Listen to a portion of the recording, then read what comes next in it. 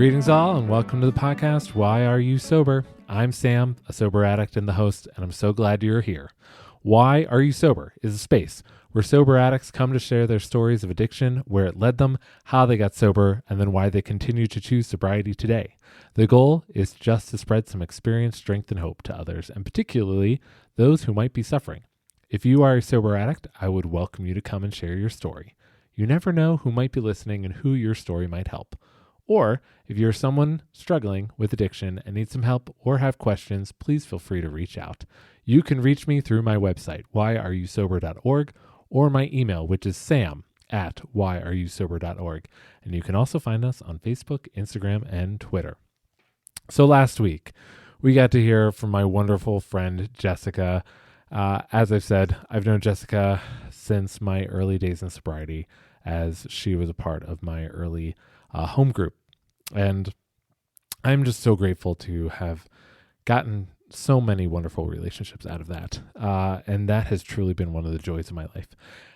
Now, today, we are going to hear from my friend Tripp. Tripp came into my life a couple years ago in an event that he and my husband were both a part of. And I have gotten to know Tripp through now our sobriety stories. And I was so honored and blessed that he agreed to come on and share his story. A little bit of prior information and just a trigger warning. There is talk of suicidality and suicidal ideation. Sorry. So I just want to make sure that, if you are out there and you are suffering from anything, as I've said, please reach out. Please reach out to me if you don't know anyone else to reach out to, because I don't want anybody suffering. And, suicide and suicidal ideation, unfortunately, is a part of many people's addiction stories. So, all that to say, I'm so grateful and blessed and honored that Tripp is here and that he came and shared his story. So with that, let's go into the serenity prayer. Good and gracious friend, grant me the serenity to accept the things I cannot change, the courage to change the things I can, and the wisdom to know the difference. Amen. So welcome to this space. I'm super excited that you're here. And if you just want to tell us what your name is, and then also what is your addiction? Oh, so we're doing. We're doing. We're gonna do it. Yeah, we're just gonna do it. Well, thank you for having me. Thank you so much for having me. Yeah. This is like I said a second ago. This is my first podcast I've ever been on. It's my first rodeo per se. And, So my name's Tripp Taylor, and I am a recovering alcoholic and addict. Okay. And so my addiction, though, my disease, my allergy, my the no tolerance, that entity that lived inside me and took over me in my life, and every single good and wonderful part of Tripp and all the versions of Tripp that were good is now as of December 29th of 2022 this year. It'll be 3 years. That's awesome. So when it comes to what my addiction is, everything. Yeah. Now, were you said alcohol and substances? Yes. So you were not just one or the other. You were everything is a great opportunity for me type of person. Yes. And the more the merrier. Yeah.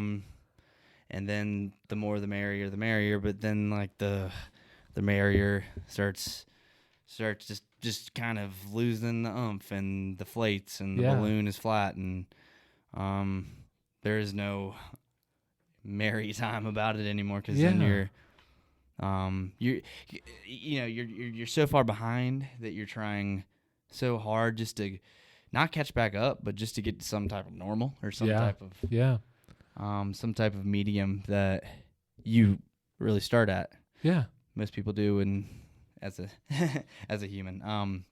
So yeah, whenever I was using, whenever I was drinking, it was for me. It started at that age, the typical age of 13, 14. Yeah. And it started at, weekend, like friends basement, parties, hanging out, watching movies with friends. Yeah. Oh, wow. Oh my gosh, your dad he has like 2 Bud Lights in the fridge. Ugh, gross, um to sneaking around, snooping around in mom and dad's Mm-hmm. closets and bathrooms. Oh, I wonder where they're hiding the Christmas presents this year, to finding the orange pill bottles. And I'm like, well, da da da da. Oh, I remember somebody talking about what that name on that label on that bottle is. Screw it, I'll try. And kind of it being something that was from really the get go, a looming, like, behind the shades, Mm-hmm.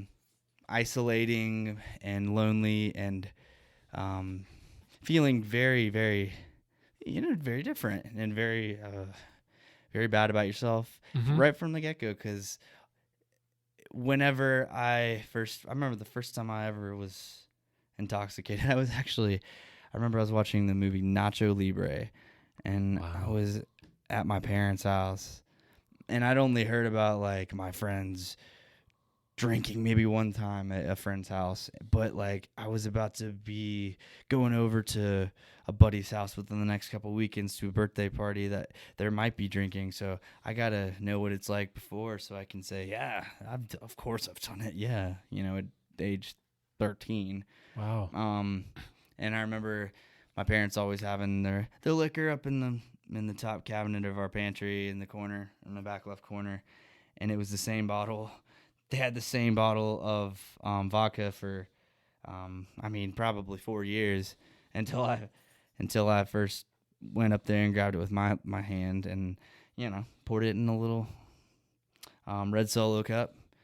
I don't know, maybe 4 shots worth of it. And as a child, or a teenager, just in adolescence, not even quite a young adult, that feeling of the feeling that alcohol, the sensation that alcohol gives you, was a good one for me. And I liked the way that I woke up on the floor, to my parents, like, waking me up, saying, "Tripp, what are you doing down here? Why are you sleeping on the floor?" And then I can't even. My first instance of ever drinking or using was that I got drunk. Yeah. So I didn't Yeah. waste any time. And I told them about that. That's what that was recently, over the past few years. I was like, remember that time years and years ago? And they were like, oh yeah, what about it? And I was like, I was drunk then.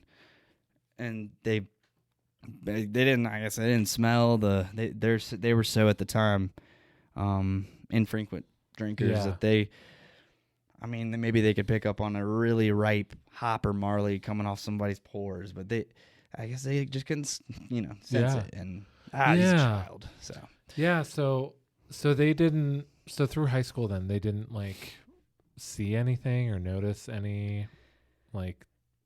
So Did they see any signs of your substance abuse?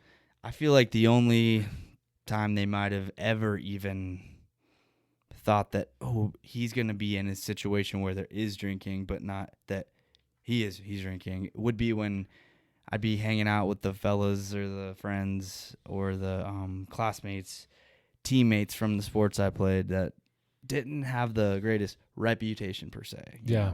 According to all the how the parents talk and all the gossip, and so they noticed that I was hanging out with a lot of those people. Yeah. And they were my friends, but I was friends with everybody. And I played in no I was never like walk around with the S on my chest, crown on my head, or anything like that, but I was the quarterback when I was in high school. And despite how short of a little gnome that I can be, I was the lead quarterback, and kind of ended up becoming like a leader. And in ways even if I didn't consider myself to be every day. So I played that football and baseball, and was always going to school because my parents would take me up until I was 16, and then so they nothing's ever could be good. No way, they never considered. So were you using every day?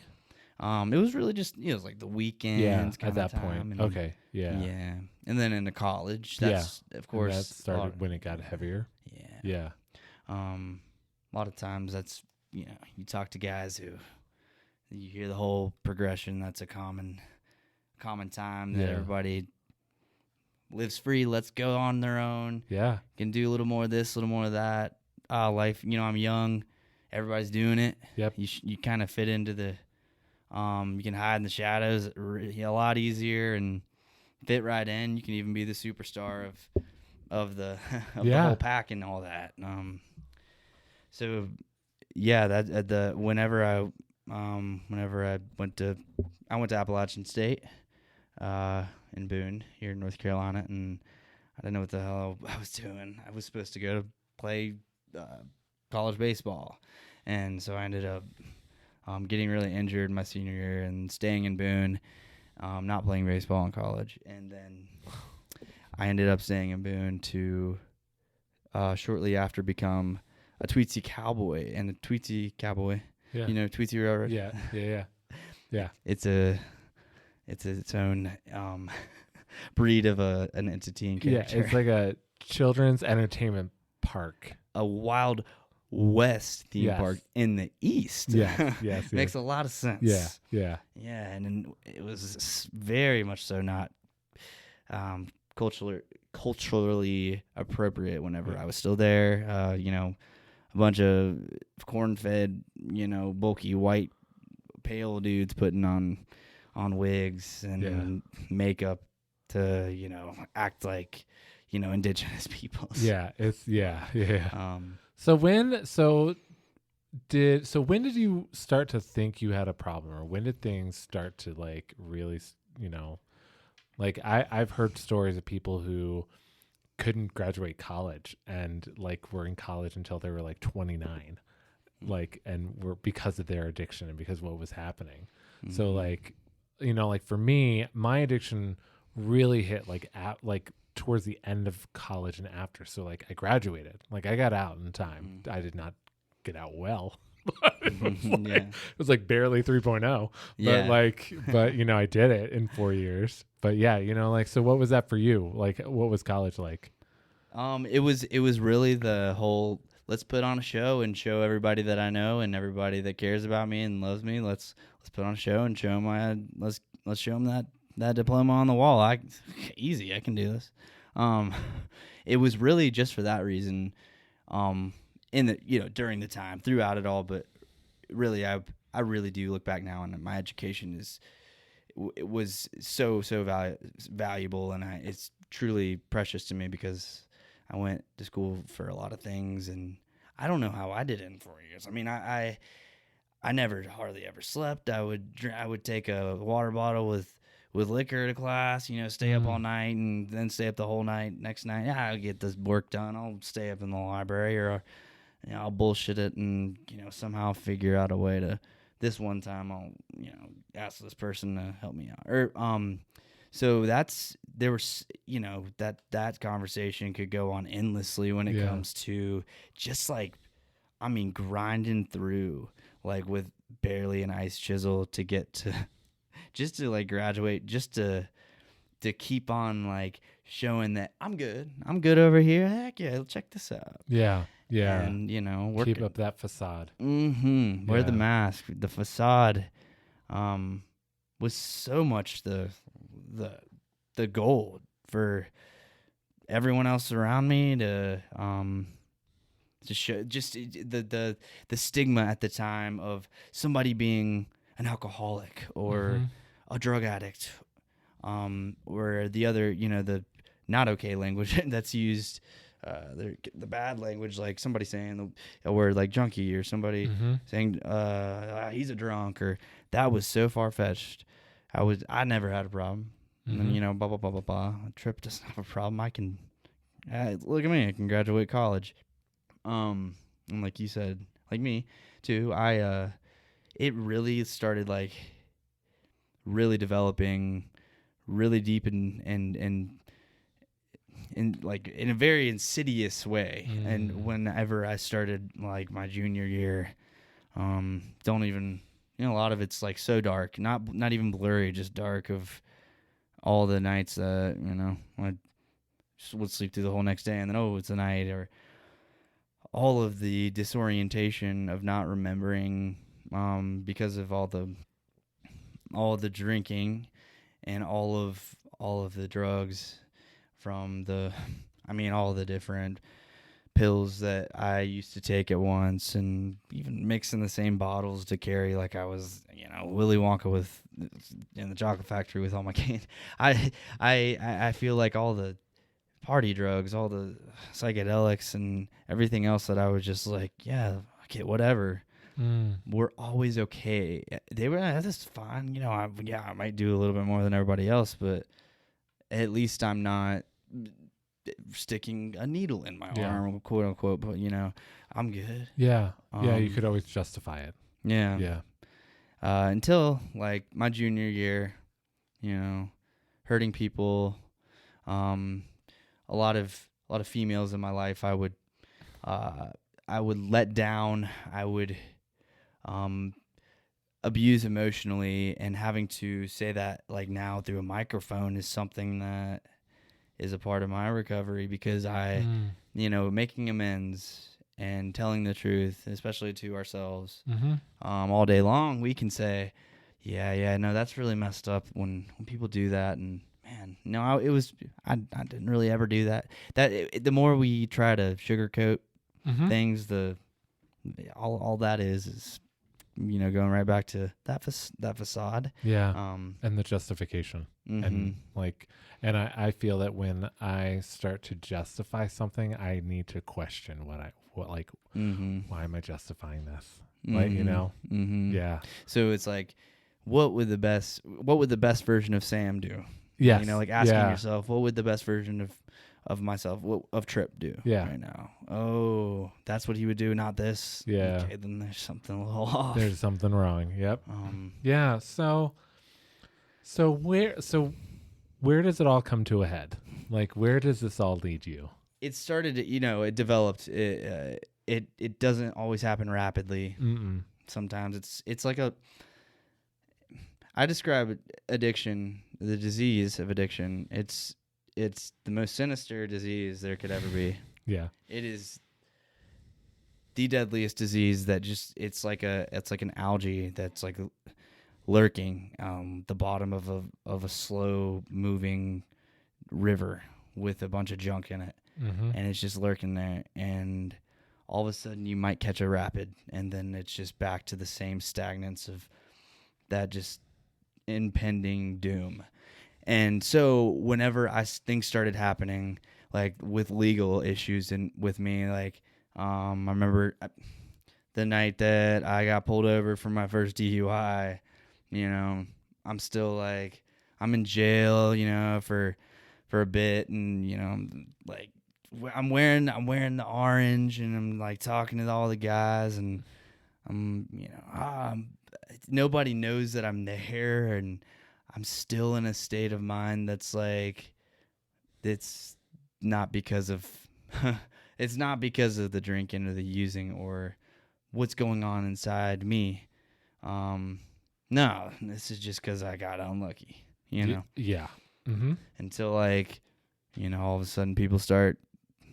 I lost friends. The really close ones, the ones that had developed, the friendships and relationships had developed for years, cutting me off, to where, more legal issues came into play with school. Like I got caught drinking on campus with an open container and had to deal with that in the county and the university, academic probation, talking to the dean about certain things apparently people have reported me doing in class and smelling, and who gives a a dang about like what anybody thinks. Yeah. I'm the rock star here. I can do whatever I want. Yeah. I mean, let's live it up. Da da da. But then, like, nobody was ever going to the brewery with me every night. I saw, Tripp. That's all you do. What? I don't. I'm tired. It's Tuesday. It's like 10. I have work to do. Well, screw you, dude. Like, come on, man. Like, it just, to where I was doing that alone, and it just became such a wake up in the morning and be alone every day type of place where, I ended up, there were several times. I say several.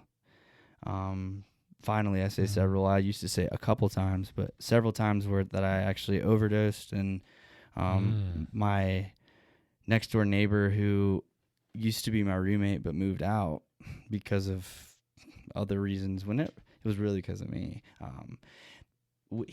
He would kind of watch out for me, and I knew he would. Tripp gets a little messed up. Just wake him up. He, kind of helped bring me back into reality a few times, and taking prescriptions that I'm not prescribed to, and yeah, I mean all the names of the narcotics and the class 2s and the Xanaxes and the Klonopins, all mixing it with alcohol, drinking, and not any. I mean, just utter insanity. Then that I was working full time and having to get up, like get up out of the bed, but like get up, to make sure everybody's like, okay, he's doing a great job, he's good to go, and like entertain thousands of people every day in my job. A lot of shame goes into like thinking on that now, man. Like, when I think about all like the years that I worked as a cowboy and a hero to little kids, and all the shows and the entertaining and conversations and laughs and pictures that I took, the vast majority of those were like not an organic version of me. Yeah. They were so falsified, but oh yeah, I can like look at photos and be like, who is that? Yeah. But like then also be like, I know I'm in there. It's just, what's up? What? That's so not like I can just Oh yeah, we know ourselves. Oh yeah, yeah. There are definitely pictures that I look back on where I know I'm like, I was not all there at that moment, and I hate it. Where's my soul? Yeah, yeah. So what finally humbled you? Like, what finally got you to be like? And so I ended up like losing the license and driving without a license and all that, and getting popped a couple more times, getting another DUI or two. Gosh, you were really going for it. Oh yeah, and getting the whole interlock device in the car for years, and being on probation for years, and just like, yeah, whatever, it's fine, right? Everybody's fine. And like family, trespassing me from their home and property, and like cutting me off, and me having to like just kind of just hang out with the people that are new, and because in a town that I've always lived in, and everybody's faces know you, and no, nobody's gonna hang out with Tripp anymore. Have you heard about what he's been up to? No. He's been going to jail, and I heard he went to rehab, and so I ended up going to rehab a couple times, treatment. But I'll try to. I don't know how to keep it short about how keep going. I came to. You're good. How I came to like actually. I mean, get it like to get it for me to like get on my path and my journey of recovery this time around. For real, because as a recovering addict and alcoholic, we only know whenever, I've got this. When you have that, not just pink cloud feel, but that like, let's get it. Let's keep moving. Look at all that ahead. Look at all that up ahead. You only know. And when you stop seeing the train in the tunnel and you actually start seeing the light in the tunnel. Yeah. Yes. Yeah. Mm-hmm. I remember. I know that. Yeah. Yeah. And no, I mean this. Yeah, yes, silly intended. I had to step away from my job on the train Yeah. in order to actually do that. I ended up over the years having to like I just became somebody like every single day where I wasn't myself. I had to dress up every day and be a character and make folks laugh and cry and smile and say everything is great. And I didn't even get to spend a moment with myself to where I missed so much time with myself. I didn't know even how to love myself before I worked there. I didn't have a clue. And then I having passive like pamphlets for rehab put in my duffel bags by family that would and are chief enablers in all of their own ways, and it's Yeah.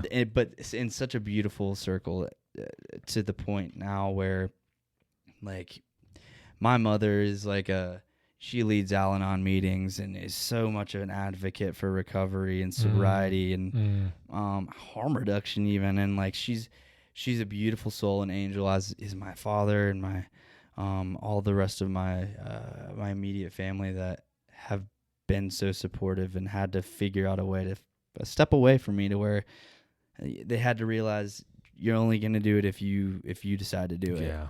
Yep. And having to let go like that, is takes the most strength and courage that anything. I mean, more than anything, like when you don't want to lose something that is so dear and loved. When you look back and you hear that your mother's like never sleeping because she's just staying up all night waiting for like the call to say Tripp's in jail again, or Tripp's dead. Yeah.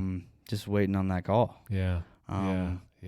I did a lot of traveling out west whenever I graduated college, and I mean I was driving across the country back and forth, zipping zoop zop zop, and knowing that thinking of my parents, they're just they probably they were not sound or emotionally well during that time, and having to let go, and they did. I mean, they separated themselves. They cut me off. They ended up, without words a lot of the time, kind of having to put that very, very strong gate of a boundary up with me. Yeah. And I'm so happy that they are such beautifully strong people to have done so, because I had to, it had all the mess ups and all the screw ups and all the fights and all of the lying and the thievery and just the manipulation and the fabrication and everything that I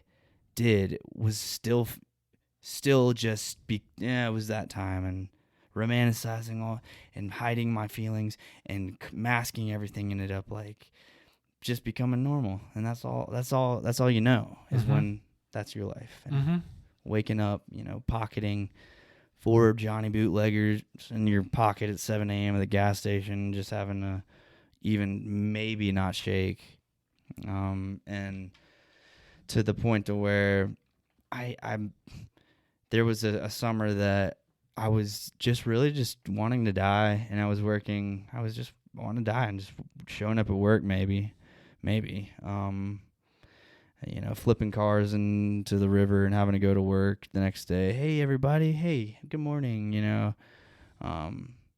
Getting bailed out of jail, waking up in bushes and random places in town here in Boone, here in the morning traffic start up and dew come out, and the not knowing or not really not caring, not a single bit about what happened. And it came to the point that I met somebody who I met my partner Yulisa. The short story of it is, and I won't ever say, oh, it was love at first sight. I mean, ha ha ha. The reason we got together was, just because we were both lonely, and we ended up doing it in a different, classy way that typically I hadn't. We went and got like a dinner, and I, had to make sure I was just drunk enough and just like looking okay enough. And I was actually like homeless at the time, living in a acquaintance's trailer in the back of her yard, and was driving to work every morning without registered tags and no license and no insurance, with a vehicle that was cracked in the middle. And I went and met her for dinner, and my life changed forever, because she accepted me for who I was, even though I knew it wasn't okay internally. And I ended up having to go to treatment for the sake of like the court and some charges I was facing. And at the time I was working, and I told like my supervisor, hey, I gotta go do the out west thing again right now. I know it's like out of nowhere, but I gotta go do that. I just have to. And I told her, Yelisa, that too. And I was like, hey, I'm gonna be going out to Wyoming for some time. And I was doing that treatment at the time in place of jail and prison time that the judge had ordered. And so I had to do it, because I wasn't going to go to jail, and I wanted to keep drinking. I didn't care.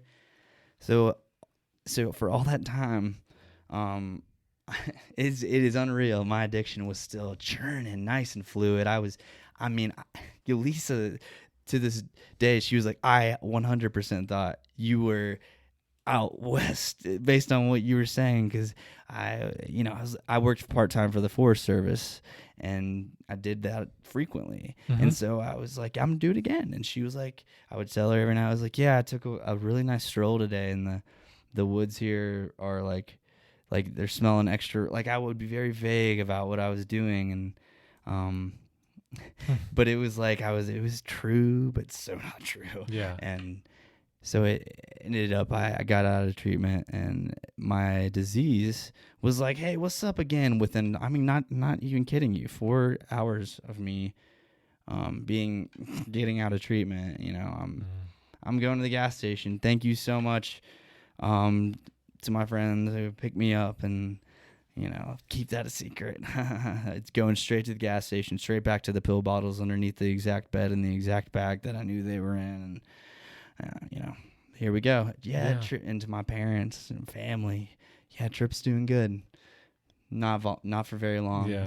Then all of a sudden, he's not. All again. We have to tell ourselves he's not. And Yelisa at the time didn't see the severity of it until it gradually started coming out. Whenever I would come home with she was letting me stay at her apartment. God bless her soul. I don't know why she let me do that.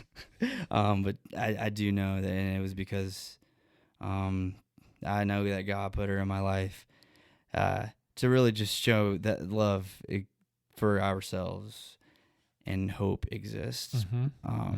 There's always hope. And I would come home, maybe even on a night where I had to steal or sneak her debit card if she's asleep in the bed, just to go down to the bar in downtown Boone, where we lived at the time, and just go, take a few, slug down 5 or 6 shots, walk back up.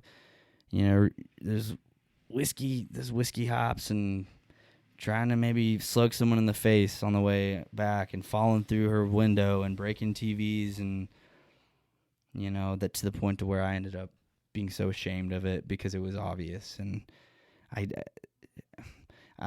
the forgiveness and just the unconditionality in her heart, to where in a complete blackout oblivion, one day just decided to start driving all the way out west on a rainy, stormy winter day.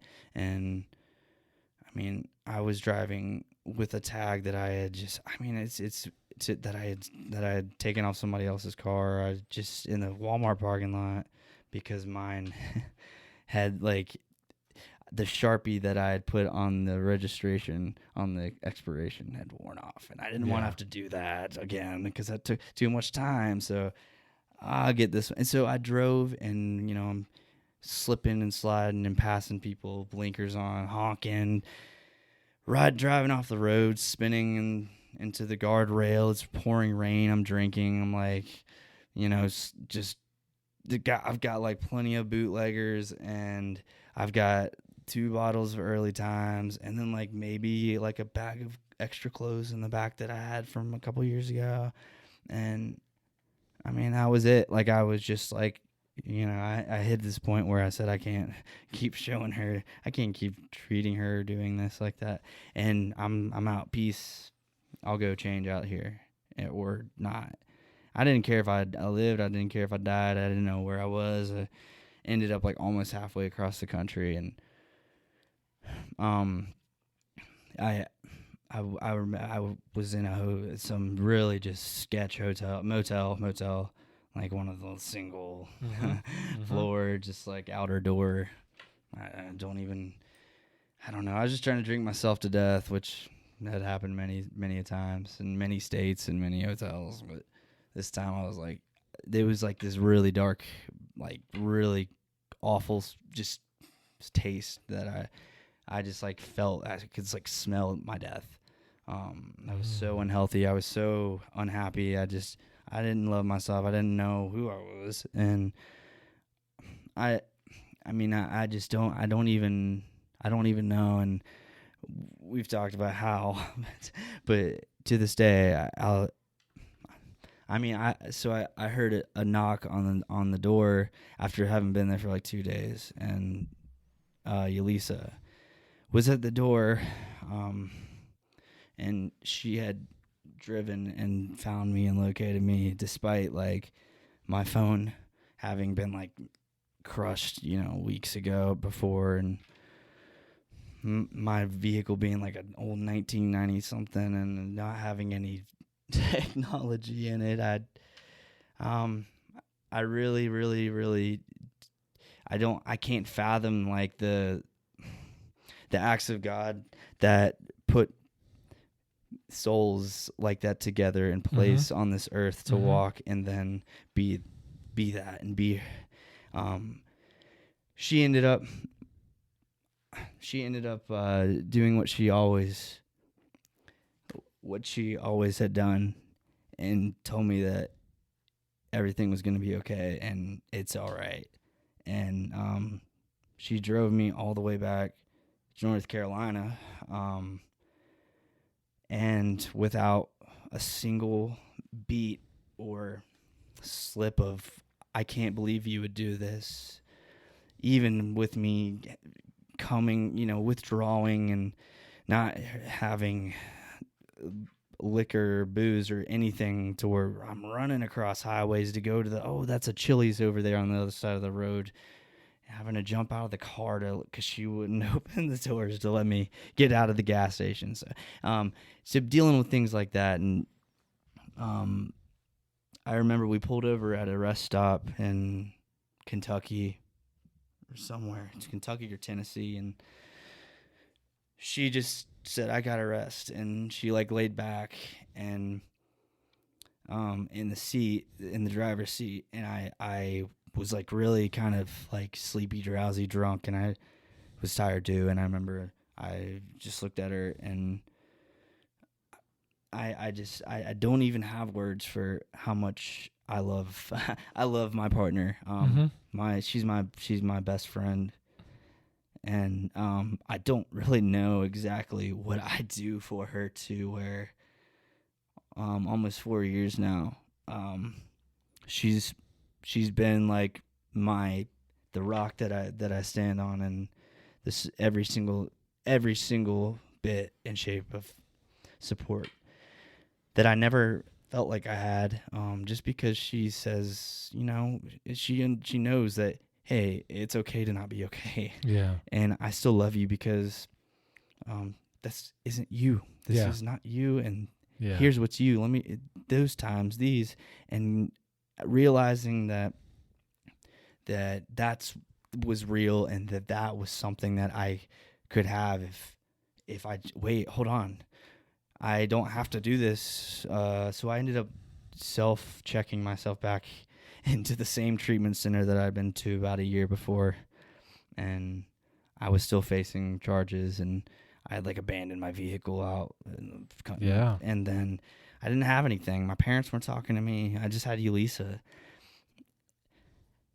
And I just walked through the doors and I surrendered. And I mean, Mm. since then, I just, I didn't want to know everything, even if I knew a lot already from recovery or what my disease was. I wanted to gain, I wanted to grow, I wanted to take the tools, and I wanted all of it. And I still, every single day since that moment, on December 29th of 2019, I mean, I still doing that. And it is truly that one day at a time. The one day at a time mentality, lifestyle walk, just mindset and mindfulness of, if I didn't do this today and instead did this, I wouldn't have this, or I would having to remind myself of the bad in order to putting in my brain, this is what happened. Okay, there's that gratitude list coming. Oh man, that thing is endless. Like being grateful. Gratitude is everything. Everything. Yeah. I mean, I always say that you can't be resentful when you're being grateful. No. You can't have both of those emotions happening at the same time. And what you said about surrender, that you walked through the door and surrendered, was like, it makes so much sense. Like it makes so much sense to me of my own sense of when I just surrendered and I was like, okay, I'm done. Like, and it's so weird to think about, especially with addiction and thinking about how we were controlled by something and now we suddenly Powerless. give up. Yeah. Control, like we give up. Yeah, we go to being surrender. We go to like, instead of being like, I don't want to be controlled anymore. And we have to surrender into that. Whatever it takes. Which is really, but that's really awesome. That's really cool. That's really, that's amazing, man. Accepting defeat, and that defeat being a victory. Yeah. Yeah. It's just, that's the best one. That's the best win there could be for your life, man. It's just knowing that we're powerless. We're powerless over what happened, but we're powerless over everyone else, but not with ourselves and how we move forward and how we keep on moving down the road, man. And so from that point, you've been sober now for almost 3 years, you said? Yeah, just coming up on 3 on the 29th. On the 29th, yeah, that's 3 awesome. Years, and not a lot of time, but it dang sure is too. And it is, absolutely. It totally is. I mean, how many years? I'm just over 6 now. 6. Awesome. Congrats. What's your birthday? My sobriety date is October 3rd. Awesome. Yeah. That's a scary one. It's a spooky one. It's pretty. Yeah. I mean, the way I look at years of sobriety on all sorts of people, and I'm just like, and I remember thinking like, I'm never gonna get there. Like that seems so far away, and to be on this side of that now is just like, wow, like, yeah. And I love how people often tell me, they're like, so you beat your addiction, and I'm like, no, that is not what ever happened. That is not what happened at all. Nothing. I'm like, never. All that happened is I got sober. I'm like, my addiction is still there. It's there every day. Right there in the corner. Yeah, look over, right all there. the time. It's there every day. And I'm like, and like you said, it's a day at a time. So Tripp. So now here's the final question. So why are you sober? I mean, it's I heard a lot of why, but why are you sober? I'm sober so that I can live. And if I wasn't sober, I wouldn't be living. If I wasn't sober, I wouldn't be living either, because I'd be dead, deceased on the side of the road or laying somewhere. Or I wouldn't be living because I would be behind bars or in, between 4 cinder block walls, and that's no way of living life fully. And my life is, I know, and I've been told, and I can say, I'm going to say, I deserve that. All people deserve compassion and support in life and happiness. And I know that I do. And I, truly like believing that and knowing that, is the reason why I want to be the best version of myself every day. Yeah. Even if it's not the best version today, let's make it like the best one like in an hour, and let's always like polish that up. And I mean, I work in the county jail now, like talking to the individuals in there about recovery and working on treatment plans with them as alternatives and diversions from potential prison sentences. And I support them by talking to their probation officers, attorneys, the magistrates showing up in court, and talking to all the treatment facilities that are in the region. And and so that's like having a purpose that is outside and greater than just our simple little selves of that, that demon, that devil, the addiction, the disease, because that's nothing if we just keep on going. And that's I stay sober, man, because I want to keep moving down the road. And there's so much. I always say, I'll see you down the road. Yeah.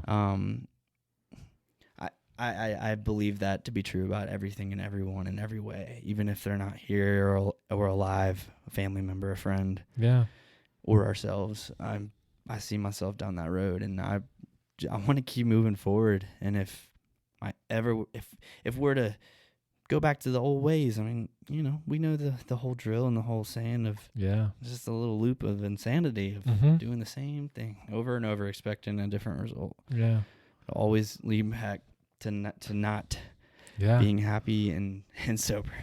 So what it sounds like to me is that you know that you are your authentic self when you are sober.